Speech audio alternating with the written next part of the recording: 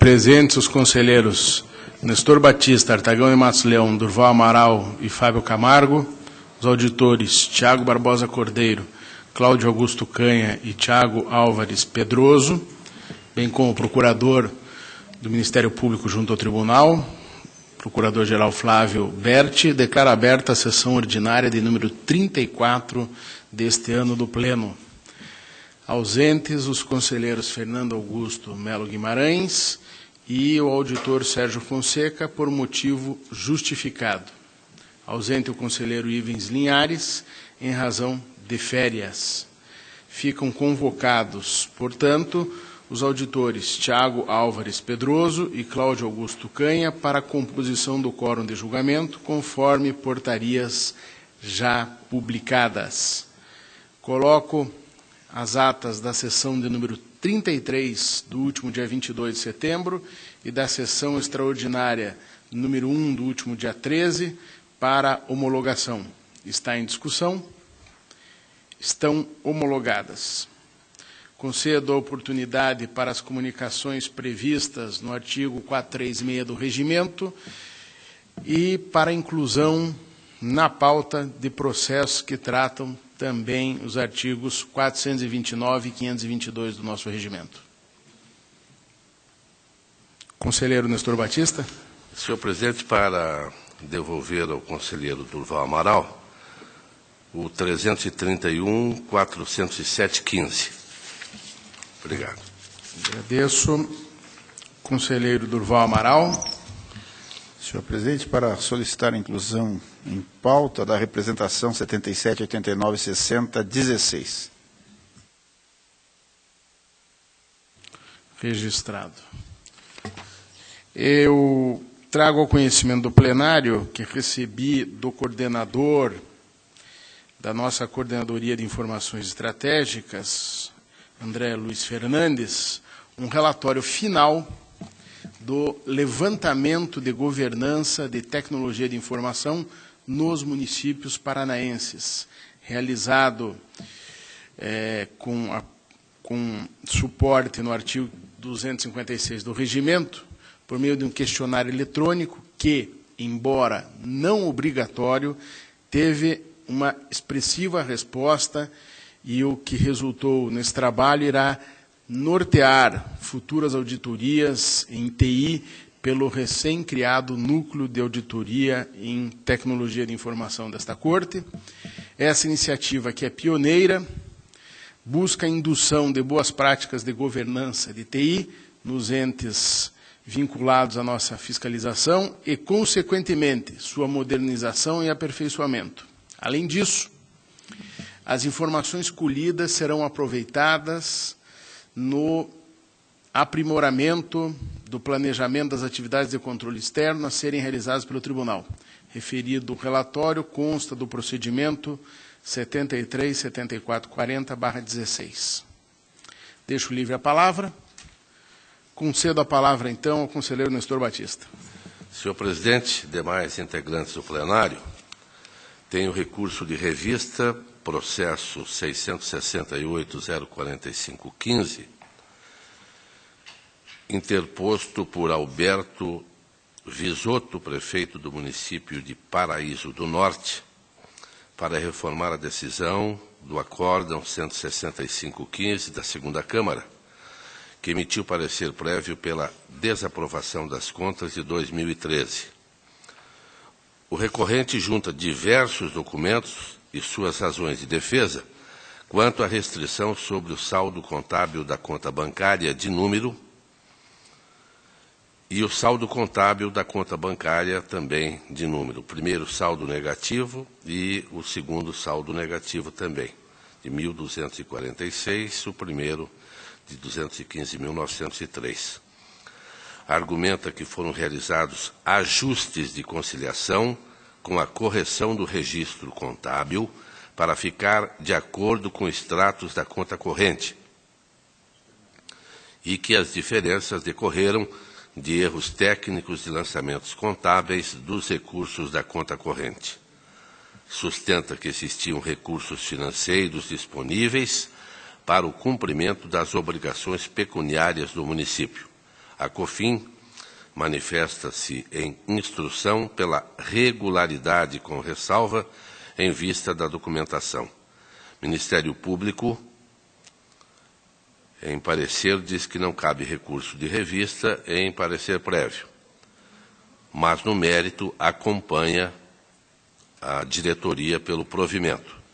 Eu faço também algumas considerações e proponho, pelo conhecimento, provimento do recurso de revista, modificando-se o acórdão 165-15 da segunda Câmara, emitindo-se parecer prévio pela regularidade com ressalvas das contas de 2013 e mantendo medidas constantes no item 3º do acórdão aqui em discussão. Está em discussão? Senhor presidente. Conselheiro substituto auditor Cláudio Canha. Senhor presidente, eu acompanho no mérito o relator, mas na preliminar eu acolho a proposta do Ministério Público pelo não conhecimento, pelas razões ali expendidas. Não havendo ninguém mais que manifeste fazendo adesão à sua preliminar fica vencida e prevalece o voto do relator. O protocolo 109.027.8/14, Câmara Municipal de Cidade Gaúcha, rescisão, protocolado por Ovídio Alves Teixeira, em face do acórdão 190.08, que negou provimento a recurso de revista, mantendo o julgamento pela irregularidade das contas da Câmara Municipal de Cidade Gaúcha, exercício de 2001. O pedido foi baseado no artigo 77, 3 e 5 da Lei Orgânica, alegando-se a existência de erro material e violação de dispositivo legal. A liminar foi deferida no acórdão 3630-16. A COFIN, pelo provimento parcial, em razão da falta de publicação na pauta de julgamento e demora excessiva na publicação do acórdão 190.08. Demora do tribunal. Não constou o nome do procurador e a demora deveu-se a trâmite interno da Casa. O Ministério Público acompanhou o opinativo da COFIN, motivo pelo qual a proposta do relator é pela procedência parcial do presente pedido rescisório, a fim de declarar a nulidade do acórdão 190.08 por violação ao artigo 429, parágrafo 2º do Regimento Interno do Tribunal. Está em discussão. Em votação, aprovado.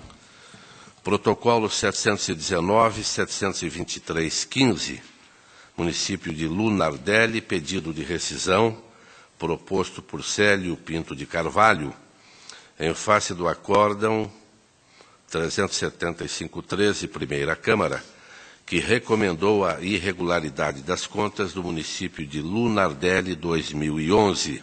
Motivos: abertura de crédito acima do limite percentual, valores do ativo ou passivo financeiro do balanço patrimonial e contabilidade não conferem, recebimento de subsídio acima do valor devido pelo prefeito e pelo vice-prefeito.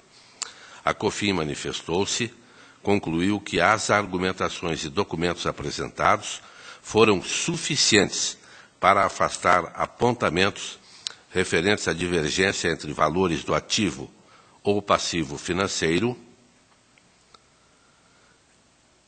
e recebimento de subsídio acima do valor devido pelo prefeito e pelo vice-prefeito durante o exercício, uma vez constatada a devolução com a devida correção monetária.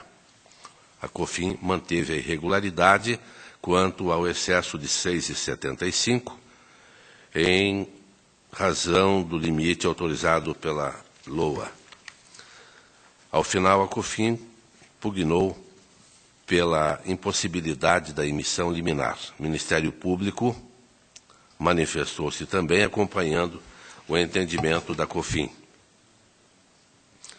Observo que a única irregularidade que remanesceu à análise da prestação de contas consistiu na extrapolação de 6,75% do limite para alterações orçamentárias, em violação ao princípio do planejamento orçamentário e à reserva de prerrogativas do Poder Legislativo para tais autorizações, uma vez que não houve a emissão de lei municipal de crédito especial para atender ao referido excesso, conduta esta que pode ser sancionada pecuniariamente com a multa do 87.4G da Lei 113.05.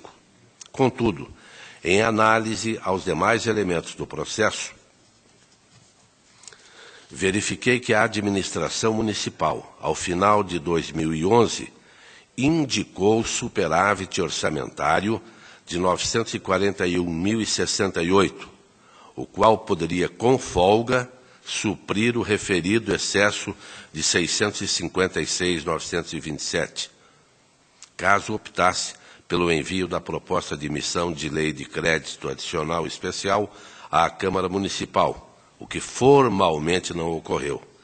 Note-se que o panorama fático demonstra que foram remanejados ou transpostos créditos na ordem de 2.116.765, com base na LOA, equivalente a 21,75% da despesa fixada, enquanto que o orçamento-programa somente autorizava o limite de 15%.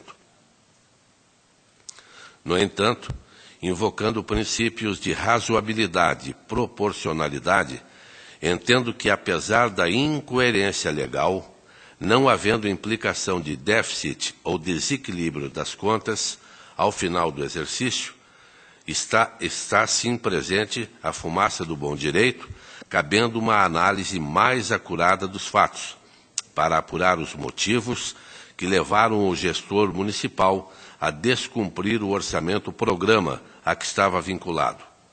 Ademais, considerando que a indicação de irregularidade em sede de parecer prévio em processo de contas pode incorrer na ineligibilidade futura do gestor responsável, associada ao limiar, isto lá atrás, das inscrições para o período eleitoral, entendo que há o perigo da demora, a compor requisito necessário para a suspensão liminar do referido julgado. Desta forma, proponho a emissão da liminar pleiteada para que sejam suspensos os efeitos do acórdão de parecer prévio 375-13 da Primeira Câmara, que recomendou a irregularidade das contas do município, exercício 2011, responsabilidade de Célio Pinto de Carvalho. Relatório e voto. Está em discussão o relatório e o voto. Auditor Tiago Pedroso. Senhor presidente, com a devida vênia, vou acompanhar o Ministério Público. Eu acredito que essa irregularidade é bastante grave e não vejo razão para que seja relativizada. Não há elementos, por enquanto, que eu tenha visto que autorizassem isso. Acompanho, então, pelo indeferimento da liminar. Perfeitamente. Auditor Cláudio Canha. Senhor presidente, quanto à concessão de liminar, eu tendo a acompanhar o auditor Tiago Pedroso e também entendo que sequer deva ser conhecido o pedido de rescisão por não caber recurso, nem recurso de revista e muito menos ainda pedido de rescisão em sede de parecer prévio. Ok. Fica registrada, então, a divergência de Vossa Excelência e depois, no mérito, aderindo ao voto do auditor, prevalece o voto do relator. Protocolo 359-360-15, Fundo de Atendimento à Saúde dos Policiais Militares do Paraná, 2014, responsável César Vinícius Kogut. A Coordenadoria de Fiscalização apontou regularidade com ressalvas e recomendações para que sejam revistas a elaboração da demonstração conforme o Manual de Contabilidade aplicado ao setor público. O Ministério Público acompanhou a manifestação que faço em voto, acompanhando, portanto, a COFI e o Ministério Público pela regularidade com ressalva e as recomendações propostas. Está em discussão? Em votação? Está aprovado. Senhor presidente, agradeço a Vossa Excelência, ao douto plenário, pauta está atendida. Também agradeço a Vossa Excelência. Passo a palavra ao conselheiro Artagão de Matos Leão. Senhor presidente e demais integrantes do plenário, inicio a pauta pelo processo 833429/15, que é recurso de revista impetrado por João Cláudio de Rosso, João Carlos Milani Santos, Relindres Legel, Cláudia Queiroz Guedes, Oficina da Notícia Limitada, Nelson Gonçalves dos Santos. Pela ordem, senhor presidente. Declarar minha suspeição. Declarada e aceita a suspensão, está convocado o auditor Tiago Cordeiro.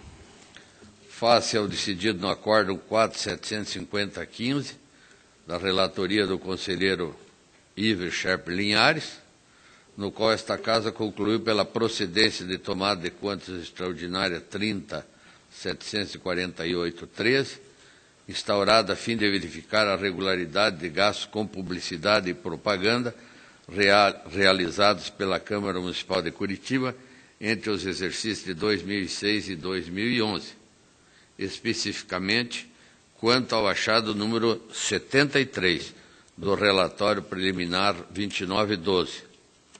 Todos nós sabemos que esse relatório foi dividido em achados, na época relatado pelo conselheiro Fernando Guimarães, e esses achados foram distribuídos ao conselheiro Ives Linhares, que os relatou.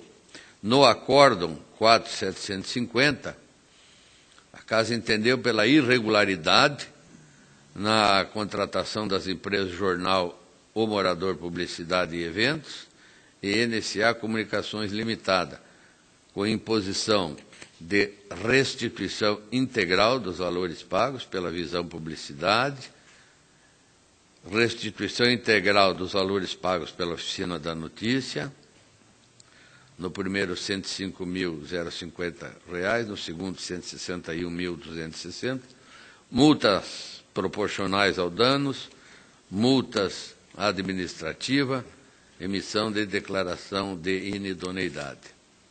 As partes recorrem, não trazem novidade ao processo, repetindo praticamente as alegações do processo original, sendo que os senhores Luiz Eduardo Kluk Turkiewski e Adalberto Jorge Gelbeck Jr., que fazem parte também do acordo, não apresentaram recurso. A Coordenadoria de Fiscalização é pelo não provimento. No mesmo sentido, se manifesta o Ministério Público. Nós fazemos, no nosso voto, uma análise mais detalhada dos autos e, no final, a nossa conclusão é, acompanhando a instrução do processo, pelo não provimento do recurso. É a proposta. Está em discussão o relatório e o voto pelo não provimento. Em votação, está aprovado. O 41.31.72.16 é um recurso de revisão, interessado Carlos Lopatiuk. Em face de decisão consubstanciada no acórdão 1136-15, o relator, conselheiro Nestor Batista, o qual deliberou pelo não provimento do recurso de revista, mantendo a decisão consubstanciada no acórdão 1451, Primeira Câmara, de relatoria do conselheiro Fernando Guimarães, que indeferiu o pedido de averbação de contagem de tempo de serviço prestado à Universidade Estadual de Ponta Grossa. O recorrente faz as suas alegações, alegando que Não há qualquer vedação expressa às regras do artigo 40 da Constituição Federal, inclusive em relação ao direito previdenciário, que todos os pareceres e o acordo recorrido em nenhum momento trazem lei, fundamento expresso que expresse o deferimento, apresentando sempre meros pareceres ou opiniões, que o acordo é baseado em pareceres que não têm fundamentação na legislação vigente ou que possa vir a modificar o seu comando. A diretoria jurídica opina preliminarmente pelo não conhecimento do recurso de revisão, eis que o peticionário não transcreveu o dispositivo legal e o trecho específico da decisão recorrida que lhe teria negado vigência. Tampouco explicou como se deu a negativa de vigência à lei. Se superada a preliminar, opina pelo não provimento do recurso, posto que a fundamentação recursal repete argumentos maçantemente apreciados e rejeitados nos acordos anteriores, propondo, ao final, a aplicação de multa por litigância de má-fé, ante a atuação temerária do requerente ao realizar novo protocolo para discutir o mesmo fato. O Ministério Público corrobora com o opinativo da unidade técnica, exceto quanto à sugestão da aplicação de multa, por entender que não restou configurada a litigância de má-fé. No nosso voto também fazemos uma análise do processo e concluímos acompanhando o Ministério Público pelo não conhecimento do presente recurso de revisão, em razão da ausência de similitude fática e de cotejo analítico dos paradigmas com o acordo recorrido, no que toca à contagem do período estatutário junto à Universidade Estadual de Ponta Grossa, e pela perda do objeto atinente à contagem do período seletista. Eis que já foi decidida por meio do acordo 2653/16. Portanto, deixo de aplicar a multa. É a proposta. Está em discussão o relatório e o voto. Está aprovado. Os 66, 54, 49, 16, embargo de declaração, oposto por Amarildo Ribeiro Novato, em face do acordo 33, 18, 16, pleno, que negou provimento ao recurso de revista interposto pelo embargante, mantendo-se incólume o acordo número 5/16, de relatoria do conselheiro Ives Linhares, por meio do qual julgou irregulares as contas relativas ao termo de parceria firmado entre o município de Autônia e o Instituto Confiance, considerando o recorrente solidário à devolução dos recursos no montante de R$ 130.664,98. Nas alegações, o embargante afirma que a decisão não enfrentou de forma objetiva a responsabilidade pela ausência de documentos imprescindíveis à comprovação da correta aplicação dos recursos repassados, remanescendo omissão-contradição a ser esclarecida em sede de embargos. Afirma que a ausência diz respeito a documentos formais de responsabilidade da entidade tomadora e não desse gestor, como apontado no acordo embargado, ensejando assim o seu devido esclarecimento até para fins de responsabilização. Cita recente julgado de número 2831 do município de Santo Tomé, no qual se entende que a documentação, apesar de essencial, é requisito estritamente formal das contas, sem, contudo, espelhar qualquer indício de desvios de recursos. Requer, finalmente, o conhecimento e provimento do recurso.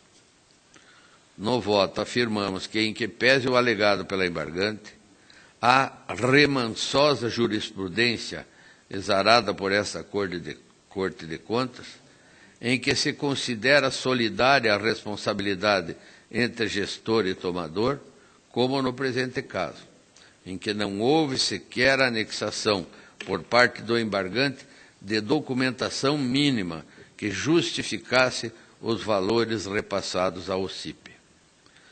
Tal conclusão é repisada em diversas oportunidades pela decisão embargada,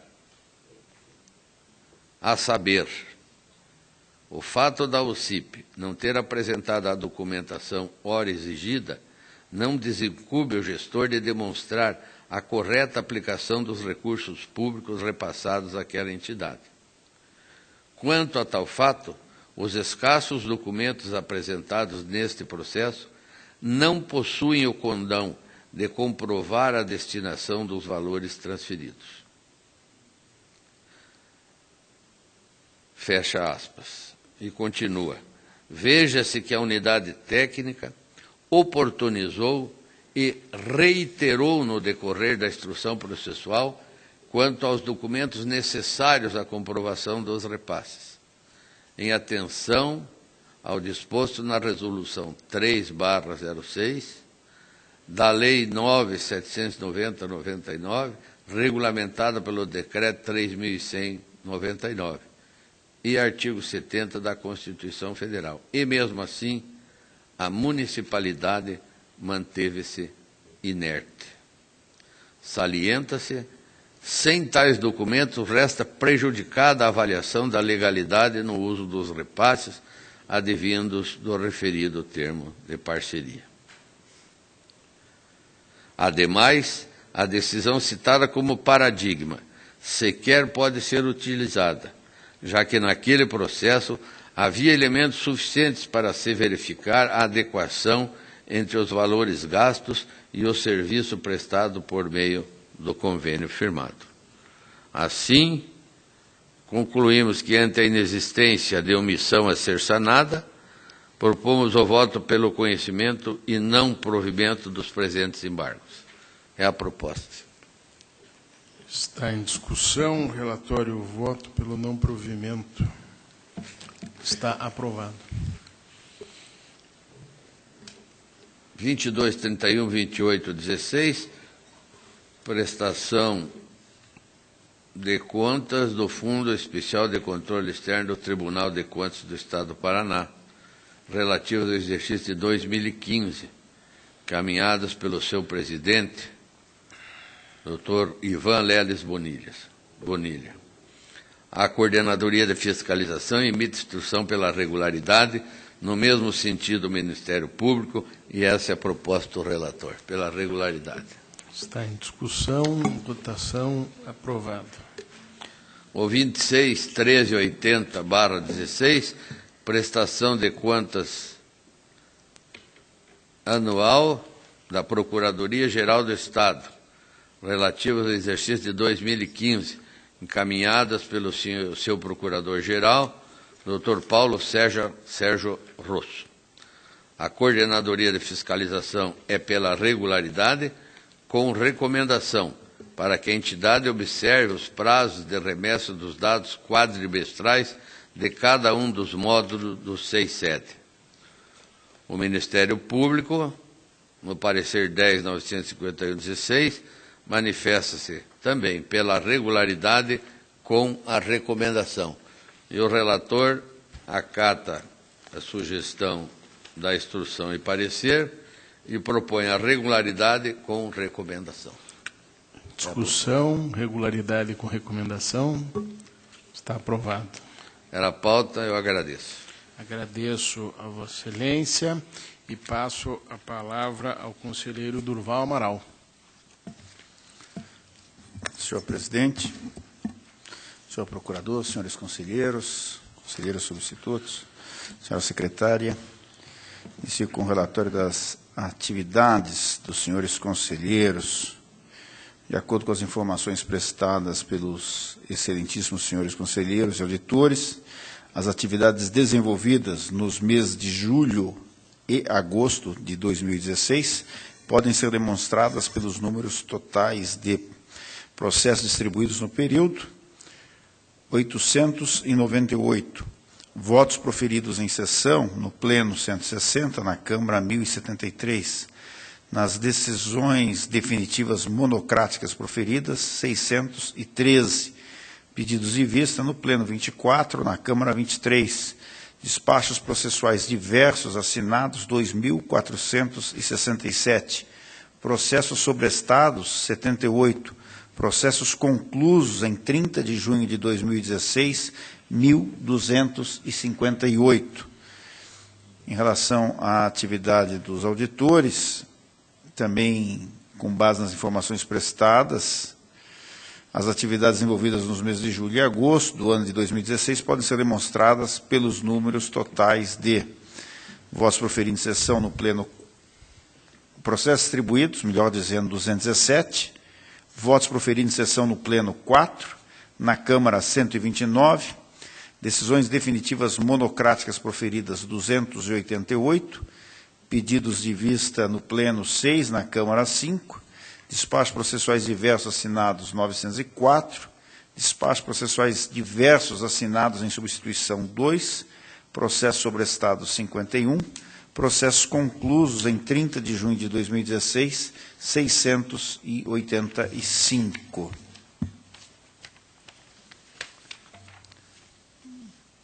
Também, com o intuito de atender ao disposto no artigo 436, parágrafo único, inciso 4º do Regimento Interno, comunico a esse Tribunal Pleno o arquivamento dos seguintes processos em sede de juízo de admissibilidade, de 22 de setembro de 2016 a 29 de setembro de 2016. A representação 30.04.32.16, do município de Abatial, despacho 842.16. Representação 36.70.30.16, do município de Itaipulândia, despacho 970.16. Requerimento externo 81.72.87.13, do município de Quatiguá, despacho 984.16. A representação da Lei 866/93, de número 69.32.47.14, do município de Baiti, despacho 1081.16. E ainda o requerimento externo 30.99.52.16, da Câmara Municipal de Piraquara, o despacho 1118/16. Ainda quero submeter à deliberação desse plenário o despacho 1580/16, que foi incluído em mesa, a qual concedeu medida cautelar nos seguintes termos: encerra os presentes autos, representação com pedido cautelar da Lei 866/93 e formulada pela empresa Maxpel Comercial Eireli IPP, em face do pregão presencial 229/16, realizado pelo município de Maringá, para registro de preços para aquisição de kits de materiais escolares para o ano de 2017. A representação tem as seguintes impropriedades, ou apresenta as seguintes impropriedades. 1. Junção de produtos que não seriam materiais escolares no kits, restringindo a competitividade. 2. Exigência de atestado de capacidade técnica que comprove a execução de no mínimo 50% do quantitativo estimado no edital, vedada a soma de atestados para alcançar quantitativo mínimo. 3. Indício de direcionamento na indicação de produtos. 4. Ausência da adoção de cota para pequena empresa. Há indícios de irregularidade na licitação. A regra prevista na Lei de Licitações é a obrigatoriedade da administração dividir o objeto pretendido em tantas parcelas quantas se comprovarem técnica e economicamente viáveis, pois a divisão do objeto visa favorecer a competitividade. Em princípio, parece razoável que os itens referentes à mochila escolar, garrafa de água, esquisse e estojo integrem, separadamente, lotes individualizados, com o intuito de garantir maior participação de interessados no certame e, por consequência, uma maior vantajosidade. Ainda em respeito à ampla participação dos licitantes, a regra é a possibilidade do somatório dos atestados de capacidade técnica, o que pode ser afastado pela administração somente em casos excepcionais, quando a complexidade decorrentes da dimensão quantitativa do objeto assim exigirem, o que não parece ser o caso do objeto em questão. Por fim, ao que parece, o município deixou de observar a Lei Complementar número 123 de 2006, ao não reservar no edital a cota de 25% para a contratação exclusiva de microempresas e empresas de pequeno porte. Assim, a representação deve ser recebida, visto que preenche os requisitos da lei orgânica desse tribunal. Quanto à medida cautelar pleiteada, verifico o preenchimento dos requisitos autorizadores da sua concessão, o fumbum iuris resta demonstrado pela afronta em um juízo de cognição sumário de normas previstas na Lei 866/93 e da Lei Complementar 123 de 2006. O periculo in mora, por sua vez, está caracterizado, pois a realização do certame estava prevista para a data de 21 de setembro de 2016 e a continuidade do certame, sem o enfrentamento prévio da situação que ora se apresenta, poderia trazer prejuízo ao erário, em razão da contratação de propostas menos vantajosa. Diante do exposto, defiro o pleito de medida cautelar para suspender a licitação objeto do pregão presencial número 229 de 2016, no estado em que se encontra. Está em discussão. Em votação. Está aprovado. Na sequência da pauta da Corregedoria, processo 36738603. Trata-se de representação feita pelo então prefeito de Carambeí, senhor Alci Pedroso de Oliveira, que relata irregularidades cometidas pelo vice-prefeito, senhor Nelson Christ, durante o período em que esse assumiu a chefia do Executivo, de abril de 2002 a dezembro de 2002, em virtude de afastamento do representante determinado pelo Poder Judiciário. Narra o representante irregularidade no lote 1 da tomada de preço número 012 de 2002, que objetivava a aquisição de uma unidade móvel de saúde como parte de recursos oriundos do Ministério da Saúde, consistentes na ausência de parecer jurídico, aquisição de um frigobar e de som ambiente em desconformidade com o objeto do convênio firmado, ausência de transferência do veículo junto ao Detran Paraná. A representação foi recebida após uma longa instrução do feito, que foi protocolado em 2003, com manifestações dos interessados e várias diligências. A então Diretoria de Contas Municipais opinou pela improcedência da representação, pois o representante demonstrou que as utilidades frigobar e som ambiente são compatíveis com a boa qualidade do serviço de saúde, pois se destinaram ao acondicionamento de medicamentos e vacinas e à oferta de um tratamento mais humanizado aos pacientes. E B, que a ausência de regularização, ou seja, a transferência da titularidade do veículo para o patrimônio municipal, se deu por conduta omissiva do próprio representante, quando era gestor em 2003. E C, a vedação processual constitucional, a mutação da posição processual da parte dos mesmos autos, da parte nos mesmos autos, não sendo juridicamente possível que o representante se transforme em representado. E D, que não é mais juridicamente possível imputar ao representante a responsabilidade pela conduta omissiva, por estar ela fulminada pela prescrição. E E, que o município vem envidando esforços para transferir o veículo ao patrimônio público.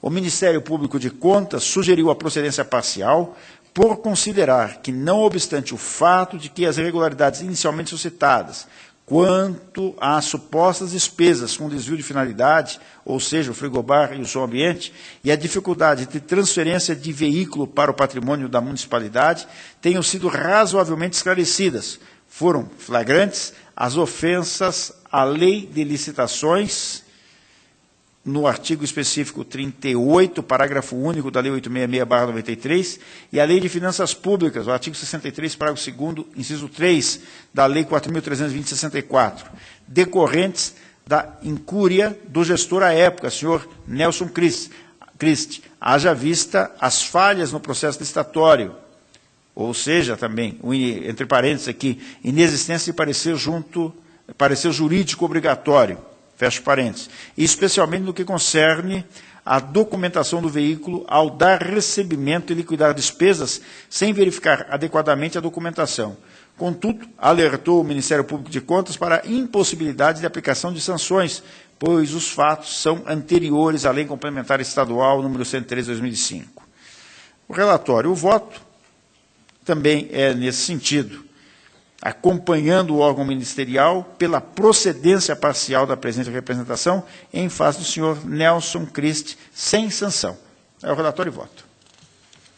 Está em discussão o relatório e o voto. Conselheiro Nestor Batista. Senhor presidente, eu vou acompanhar obrigatoriamente a manifestação do senhor corregedor que acompanha o Ministério Público.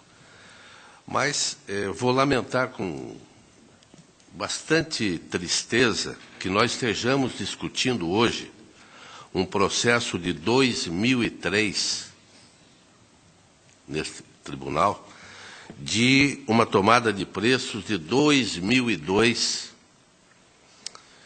e em 2016, quase terminando o ano, conselheiro Durval Amaral, e não é culpa do corregedor, e faço até uma crítica, porque eu fui presidente em 2007 e 2008, e neste período vejo aqui que o processo não caminhou. Porque em 2006 houve uma manifestação da diretoria jurídica. E somente em 2014 que se manifestaram de CAP, DCM e o Ministério Público. Então, apenas, por mais que tenham sido, não é, apontadas irregularidades, o Tribunal de Contas também pecou. Eu li um processo hoje há pouco que levamos mais de 2 anos para publicar a decisão, o que acabou facilitando o trabalho da parte que hoje pediu uma liminar e levou, porque o tribunal agiu mal. Aqui é lamentável, sinceramente eu tenho que acompanhar, não vejo outra maneira, nem multa podemos aplicar, mas o próximo presidente, o doutor Bonilha com certeza, tem agilizado os processos, mas entra presidente, sai presidente, não é? A gente não acompanha todos os processos, é impossível, mas é triste. Um processo de 2003, nós estamos discutindo no dia 29 de setembro de 2016. Vossa Excelência, me permite, presidente, colocou com muita propriedade, que efetivamente não se trata de um problema no âmbito da corregedoria, até porque esse corregedor assumiu em 2015 e em 2016, mas mesmo assim estamos fazendo todo um esforço, toda a equipe, para poder diminuir realmente o estoque de processos no âmbito da corregedoria.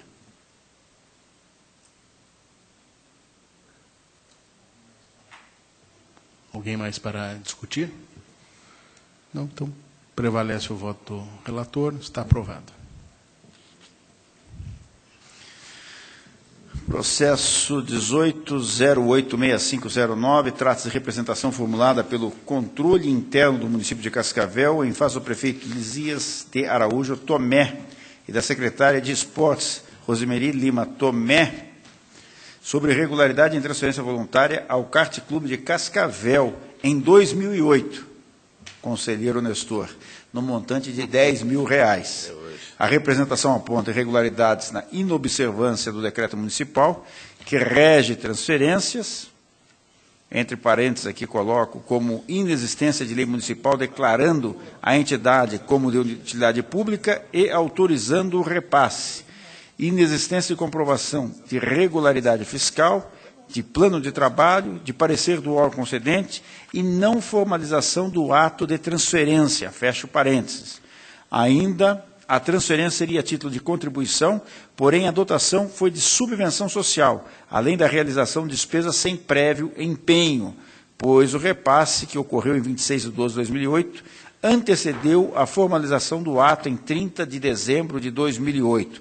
A representação foi recebida de citados interessados, os quais, após pedirem a prorrogação do prazo, dada a dificuldade na obtenção dos documentos junto ao município, arguíram que o mesmo não havia ainda fornecido.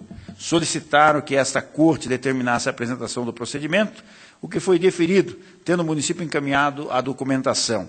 Na sequência, os representados foram intimados 2 vezes, mas não se manifestaram.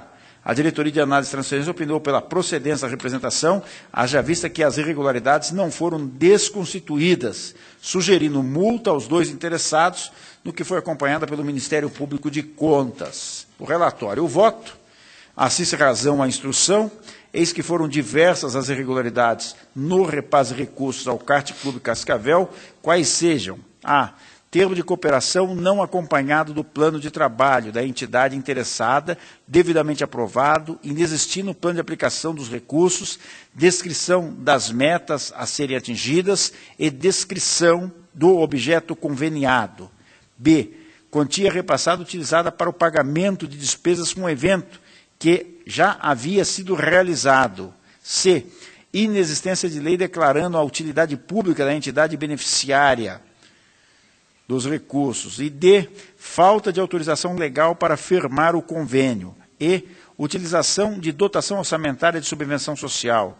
F, não comprovação de que, à época da avença, a entidade beneficiária estava em dia quanto ao pagamento de tributos.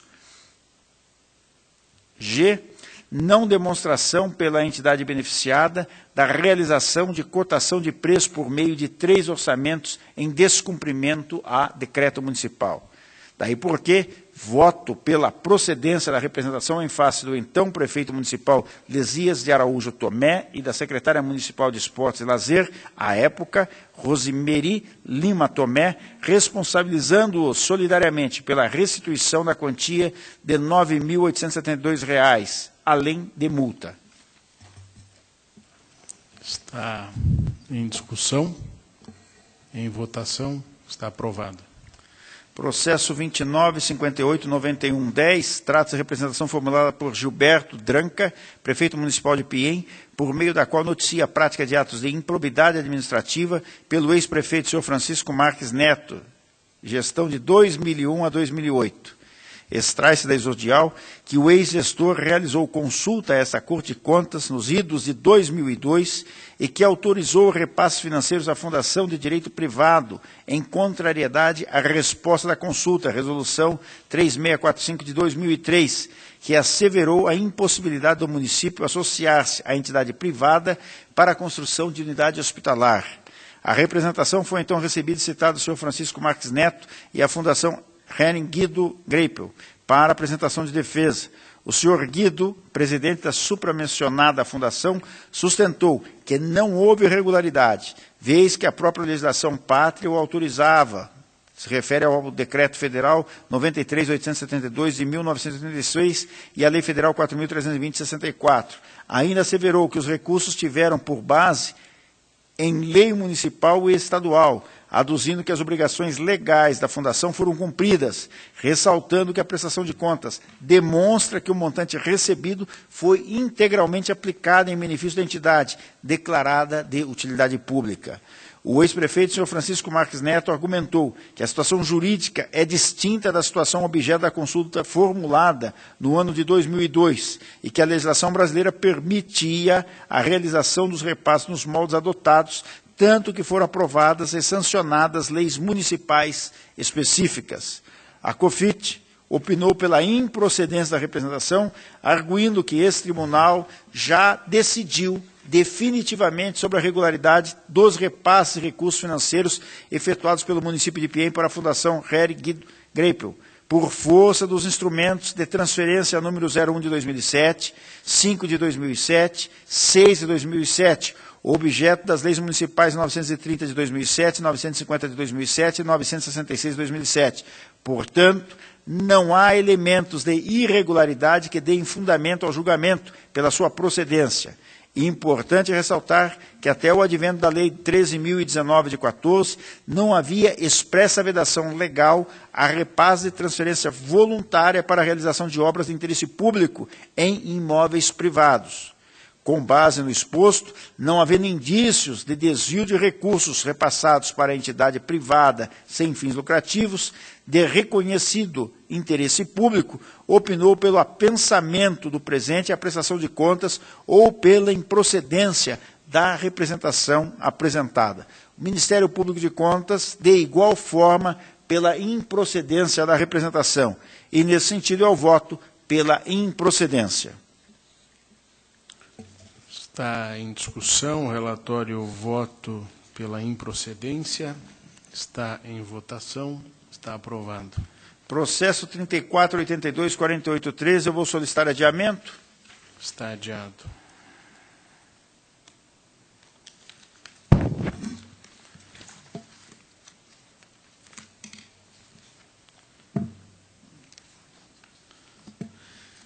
Tenho agora o processo 26.094/16, ou seja, 26.094/16.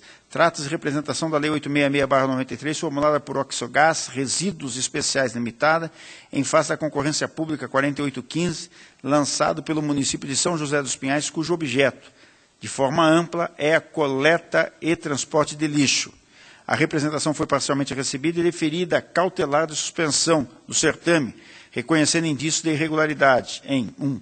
Não fracionamento do objeto. 2. Proibição de participação de empresas reunidas em consórcio. 3.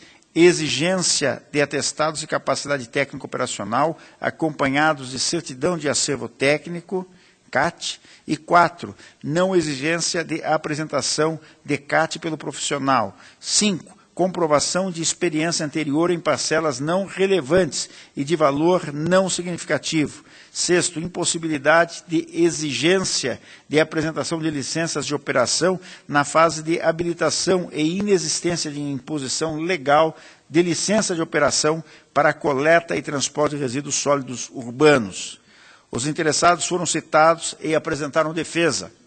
A então Diretoria de Contas Municipais opinou pela procedência parcial em face da exigência de atestados de capacidade técnica operacional certificados pela entidade profissional e acompanhados de certidão de acervo técnico, CAT.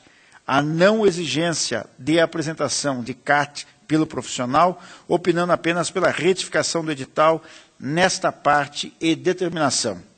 O Ministério Público de Contas acompanhou a unidade, reconhecendo como irregularidade também a ausência de fracionamento do objeto da licitação, pugnando pela retificação do edital quanto a essas irregularidades. O voto. Quanto ao não fracionamento do objeto, a municipalidade aglutinou num único lote coleta e transporte de resíduos sólidos. 1. Domiciliares. 2. Recicláveis. E 3. Depositados em contêineres. 4. Resíduos provenientes do descarte clandestino em áreas públicas. 5. Coleta, transporte, tratamento e disposição final de resíduos de serviços de saúde. E 6. De carcaças de animais. 7. Transbordo e transporte de resíduos sólidos domiciliares até a disposição final. E 8. Desobstrução de bocas de lobo e hidrojateamento de galerias. A Lei número 866/93, artigo 23, parágrafo 1º, impõe o parcelamento do objeto, só permitindo a aglutinação em um único lote, quando isso se mostrar técnica e economicamente viável, o que não é o caso dos autos, conforme apontado pelo órgão ministerial. Não se quer aqui impor a separação de cada serviço em um único lote, mas algum destes serviços, como a desobstrução de bocas de lobo e hidrojateamento de galerias, podem ser separados dos serviços de coleta e transporte de resíduos. Quanto às exigências de atestados de capacidade técnico, operacional e profissional, efetivamente, o edital exige atestado de capacidade técnica operacional, acompanhado da respectiva certidão de acervo técnico, CAT, expedida pelo CREA. Há, no caso, uma imprecisão que não se admite. A capacidade técnico-operacional se refere à pessoa jurídica e os atos normativos do referido conselho vedam a emissão de CAT em nome de pessoa jurídica. Como bem apontado pela unidade técnica, e aqui entre aspas, ao que parece, o edital confundiu capacidade técnica operacional com profissional, invertendo a forma usual de se exigir as suas respectivas comprovações, determinando a apresentação de certidão de acervo técnico às pessoas jurídicas e de atestado de experiência prévia aos profissionais pessoas físicas, fecha aspas. Não houve a definição da parcela de maior relevância e de valor significativo, limitando-se o edital a exigir experiência anterior quanto à totalidade do objeto da licitação, entre parênteses, que, no caso, engloba 8 tipos diferentes de serviços. Fecha parênteses. No entanto, a lei é clara e exige a definição de quais serviços são relevantes, de modo que o licitante faça prova de sua capacidade quanto aos serviços principais. O que importa é a demonstração de experiência anterior no aspecto principal do contrato, não em pontos acessórios. Diante do exposto, voto pela procedência parcial para determinar que o ente 1. Promova as alterações necessárias de modo a possibilitar a divisão em lotes distintos, como, por exemplo, para o serviço de desobstrução de bocas de lobos e hidrojateamento de galerias. 2. Passe a exigir claramente as certidões de acervo técnico, CAT, para a comprovação da capacidade técnico-profissional da pessoa física responsável pelos serviços. E 3. Defina as parcelas de maior relevância e de valor significativo no objeto da licitação. É o relatório e voto. Senhor presidente, se me permite. Tem a palavra. Apenas um esclarecimento, acompanhando o relato do conselheiro Durval, corregedor, surge uma dúvida. São 8 tipos de serviços diferentes que haviam sido englobados num único edital para fins de uma única licitação. Isso foi objeto de questionamento, inclusive, do Ministério Público. Ao que parece, encaminhamento do seu voto, a proposta, na verdade, embora reconheça a dificuldade e talvez a inadequação de impor o desmembramento de todos os 8 em 8 licitações distintas para fins de 8 contratos diferentes, encaminha no sentido de que apenas serviços de desobstrução de bocas de lobo, hidrojateamento e galerias que deveriam ser desmembrados para fins de uma segunda licitação? De forma exemplificativa. Exemplificativa. Eu não sei se não geraria dúvida também por parte do município, enfim, que está promovendo essa licitação, que serviços ele desmembraria. Não sei se não seria o caso, eventualmente, de impor, definir articuladamente quais seriam esses serviços. São 8 ao todo, né? Fará um contrato com 2 serviços, um contrato com 6, 3 contratos com 2 serviços cada qual? Me parece, assim, por convicção, que a questão do hidrojateamento e de desobstruir boca de lobo é uma coisa diferente. É uma coisa totalmente diferente. Os outros serviços, me parece que têm alguma similaridade. Agora, é difícil para nós aqui no Tribunal de Contas determinarmos aquilo que realmente possa ser, deva ser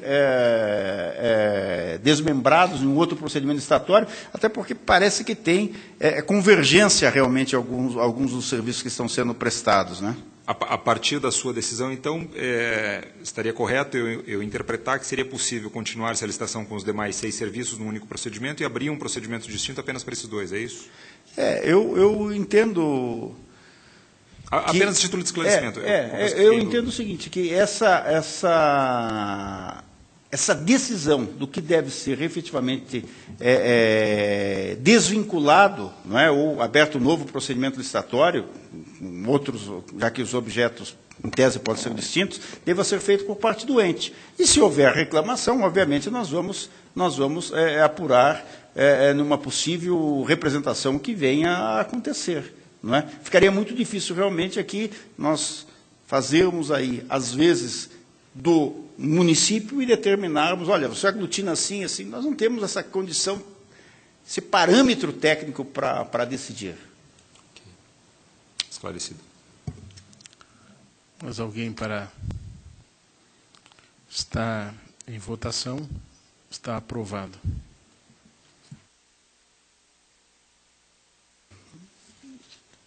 Da Corregedoria está atendida.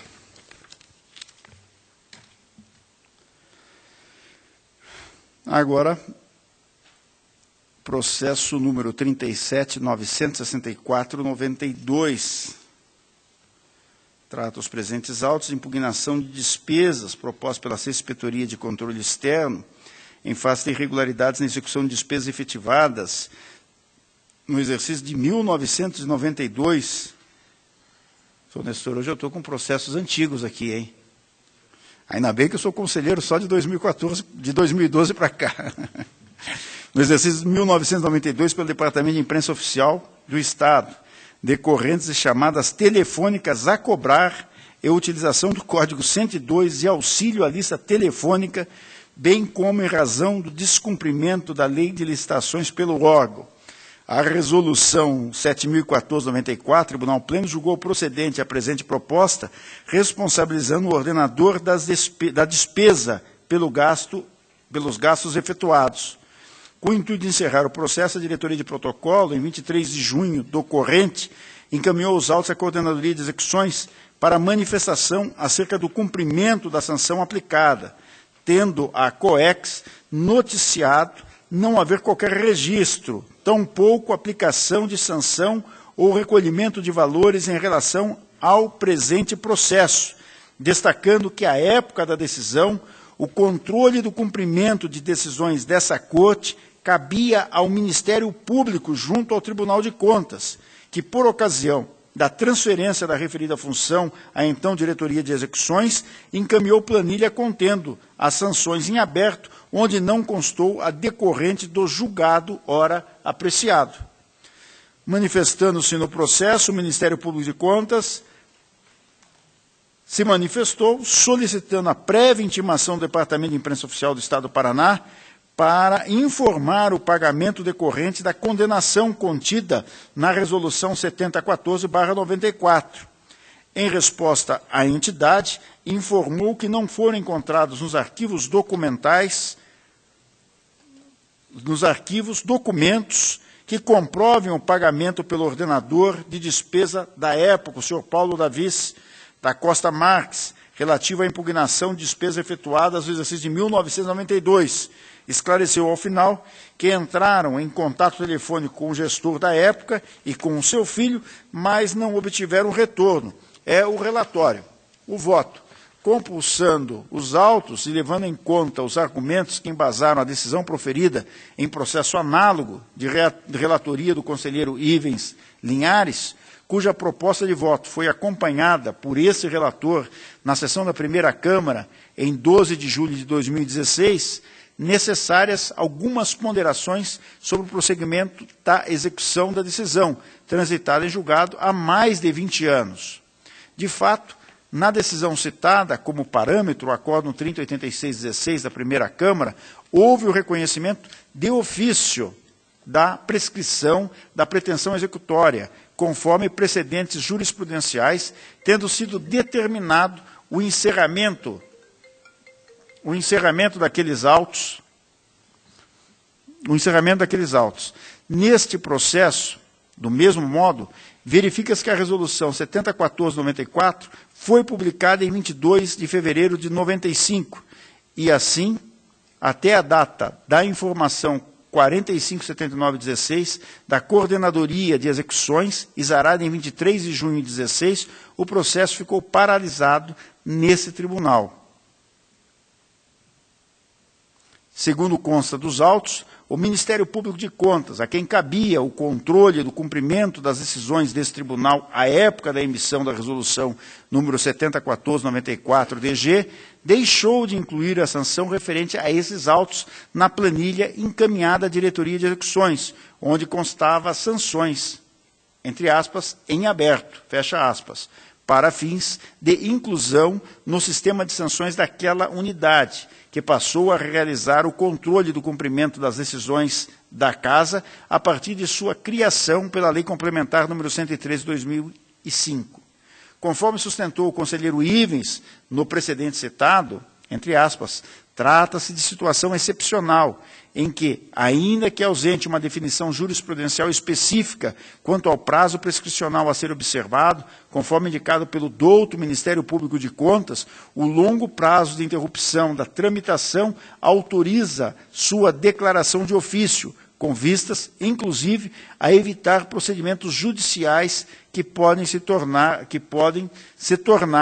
além de inócuos, dispendiosos à administração, levando-se em conta as verbas sucumbenciais que podem ser objeto de condenação e os próprios custos inerentes ao funcionamento da máquina administrativa. Fecha aspas.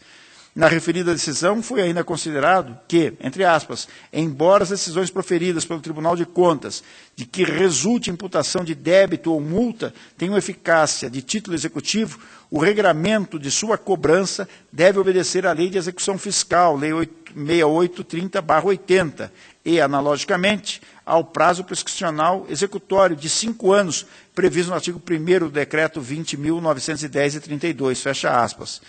Embasando o julgado, foram colacionadas decisões dos tribunais superiores, e eu as coloco aqui na minha proposta de voto, e também, em sessão do Tribunal Pleno, essa Corte também se posicionou pelo arquivamento de processo de ofício, por meio do Acórdão 2127/16, de relatoria do conselheiro Fábio Camargo. Destarte em consonância com os precedentes citados, no sentido de que, entre aspas, não se discute a prescrição da responsabilização pelo dano ao erário, de que trata o artigo 37, parágrafo 5º da Constituição Federal, atividade essa própria do controle externo exercido por este Tribunal de Contas, mas apenas a prescrição da pretensão executória, isto é, aquela decorrente da inércia da administração após a edição da decisão condenatória dessa Corte, fecha aspas. Voto pelo encerramento dos presentes autos, com a devida anotação na COEX, diante da ocorrência da prescrição da pretensão executória em relação à Resolução 7.014/94, de 29 de setembro de 1994, dessa Corte. Senhor presidente. Procurador. Apenas a título de esclarecimento, em complemento ao relatório feito pelo Dr. Durval, me parece importante fazer um apontamento. Em 1994, eu sequer era procurador, sequer imaginava que seria procurador do Ministério Público de Contas, estava ainda no meio da faculdade, mas fato é que vigia a lei anterior, a Lei Orgânica do Tribunal de Contas, de 1967, e que atribuía apenas supletivamente ao Ministério Público velar, não era nem Ministério Público, chamava-se de Procuradoria, a Procuradoria do Tribunal de Contas velar supletivamente, eu grifo aqui o supletivamente, pelas execuções do Tribunal. Essa atribuição, desde 2002, a partir do provimento 47, passa a ser da Diretoria-Geral, mas mesmo antes desse provimento 47, cabia à Diretoria-Geral proceder às intimações e citações, enfim, nos processos de interesse, nos protocolos em trâmite na Corte. E a apuração de cálculos para fins de execução era uma atribuição da antiga Diretoria de Tomada de Contas, apenas a título de esclarecimento para fixar aqui o conceito de que, a rigor, velava-se supletivamente, mas não se tinha incumbência na antiga Procuradoria, antes mesmo de ser denominada de Ministério Público de Contas, de órgão executor da Corte.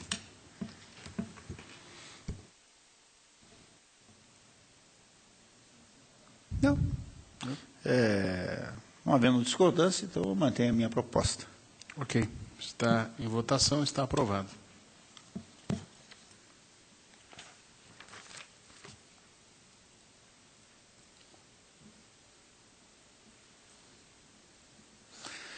Processo 29.9485/16, trata os autos de prestação de contas anual da Agência de Defesa Agropecuária do Paraná, relativos ao exercício 16. A Coordenadoria de Fiscalização Estadual conclui pela regularidade das contas, também o Ministério Público não se opôs às conclusões, pela regularidade da recomendação, e a minha proposta de voto nota-se que no exercício 2015 foi o ano da implantação do sistema SEI-SED, dos módulos de licitação, contratos e controle interno, cuja responsabilidade pelo envio é das próprias entidades da administração direta e indireta do Poder Executivo Estadual.